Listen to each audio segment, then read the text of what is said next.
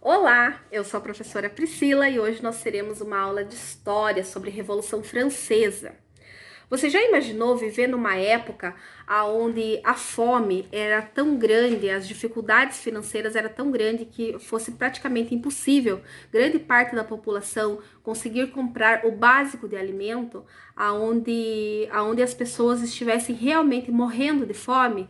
E por outro lado, outra parte da população viver num luxo absurdo, viver numa situação aonde nem mesmo, com tantos privilégios que nem mesmo impostos essas pessoas pagavam?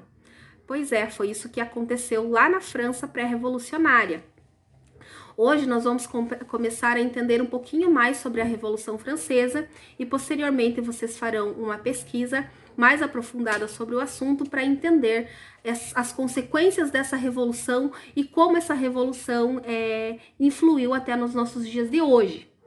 Para iniciar essa parte introdutória da Revolução Francesa, primeiramente a gente precisa entender o que estava acontecendo lá na França antes do início do processo revolucionário. Que estava acontecendo, alguns anos antes havia tido uns momentos de uma seca muito grande na década de 1780, que foi muito agravado pelas guerras em que a França havia se envolvido anos antes, como a Guerra dos 7 Anos contra a Inglaterra e posteriormente a Guerra de Libertação das colônias inglesas lá na América do Norte, atual Estados Unidos. E a França havia gastado muito dinheiro nessas guerras e com isso esvaziado os cofres públicos, né? E aí, para tentar resolver essa questão da falta de recursos financeiros mesmo para resolver os problemas dessa população, o rei resolve juntar uma assembleia, né, convocar uma assembleia chamada Assembleia dos Notáveis, onde o primeiro e segundo estado, lembrando que a França nesse momento era dividida em 3 estados, primeiro estado era a nobreza, segundo estado era o clero e terceiro estado era a população geral, que mantinha ali, tinha dentro dela mais de 97% da população. Era muito grande, né? Essa população, a plebe francesa era muito grande.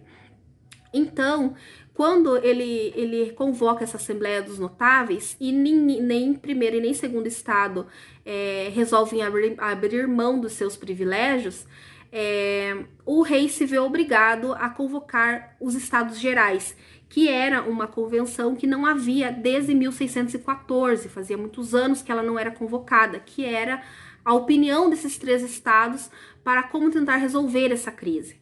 Só que chegando nesses estados gerais, simplesmente o primeiro e segundo estado resolvem de não abrir mão novamente dos seus privilégios e achatando o terceiro estado, que mesmo sendo maioria, só tinha um voto dentro dessa convenção. Então, como forma de repressão desse terceiro estado, essa convenção é dissolvida pelo próprio monarca.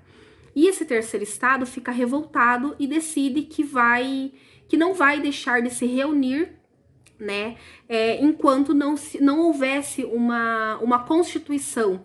Eles estariam juntos em Assembleia Nacional Constituinte. Eles fizeram um juramento que enquanto essa constituição não saísse, eles não parariam por ali, né? E aí, quando chegou julho de 1789, ocorre um marco que é o que realmente a gente considera, né, como o marco do ponto de partida do início da Revolução Francesa, que é a queda da Bastilha, que era um símbolo de poder real. Com essa queda da Bastilha, o governo monarca ficou muito assustado, né, com a reação popular, porque essa revolta foi promovida por camponeses, os chamados sans-culottes. Esses vão ser bem importantes, né, para entender como se deu realmente esse processo revolucionário. Eles foram fundamentais para esse processo revolucionário, porque é o povo realmente reivindicando os seus direitos, reivindicando os seus desejos, né? E a partir daí, em agosto desse mesmo ano, é declarado os direitos do homem e do cidadão, que torna todos os homens iguais perante a lei, né? Ou seja, não existe mais os que votam e os que não votam. São aqueles ideais de liberdade, igualdade e fraternidade lá do iluminismo, porque a Revolução Francesa é uma revolução baseada nos ideais iluministas. A partir do momento em que esse governo é instituído, né, essa convenção, a partir daí, muitas mudanças acabam ocorrendo dentro da França. Como, por exemplo, dois grupos entre os burgueses acabam se destacando, né? Esse terceiro estado acaba se dividindo em dois grupos. O primeiro grupo é o grupo dos girondinos, né, que vão ser representados pela alta burguesia, e posteriormente o grupo dos jacobinos, que que é a baixa burguesia, são os advogados, os médicos, os professores, né, e são um grupo um pouco mais radical. Enquanto os girondinos eram mais conservadores, os jacobinos eram mais radicais. E entre esses jacobinos, um nome acaba sendo destacado, que é o nome de Robespierre, Maximilien Robespierre. Ele toma a frente desse governo, né? Desse governo, e instala um período que fica conhecido como o período do terror, onde muitas pessoas que se colocam contra a revolução, ou às vezes nem se colocam, que desconfia-se que são contra a revolução, acabam sendo executadas na tão famosa guilhotina, né? Que foi instaurada como uma forma de execução mais humanizada, se é que isso existe, né? Por ser uma morte mais rápida, porque até então as pessoas eram executadas através de tortura e métodos muito dolorosos para a morte, né? E a guilhotina vem como uma forma mais humana. E ela é instalada por toda a França para tentar reprimir quem era contra essa revolução.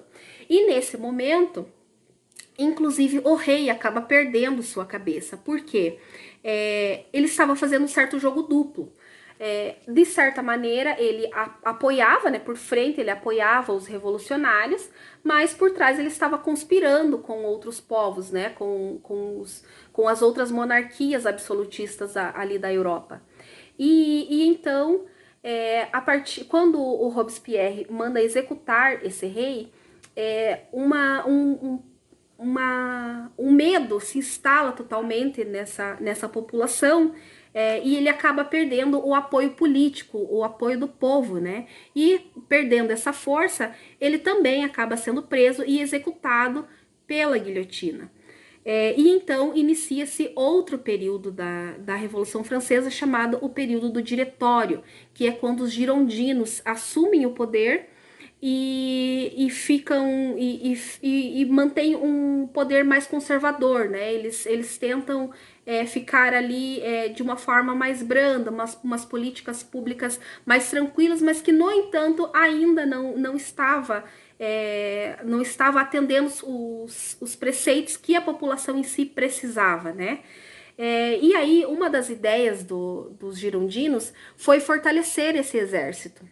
Fortalecendo esse exército, eles acabam dando um tiro no próprio pé, porque eles investem fortemente, né, nas forças armadas, e uma pessoa acaba aprendendo ali, né, nesse exército, acaba aprendendo o gosto do poder, e se destaca, entre outros, que é uma pessoinha chamada Napoleão Bonaparte.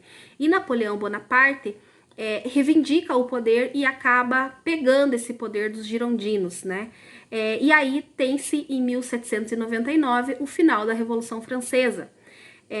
Essa é um apanhado geral sobre a Revolução Francesa, né?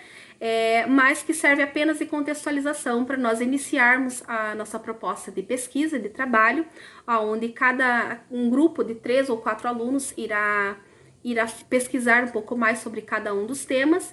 Posteriormente, vamos compartilhar em sala de aula com os colegas e iremos fazer um Jamboard, onde cada grupo terá que fazer a sua apresentação do seu tema nesse Jamboard, que posteriormente a gente junta tudo e monta esse contexto revolucionário. E é isso, muito obrigada.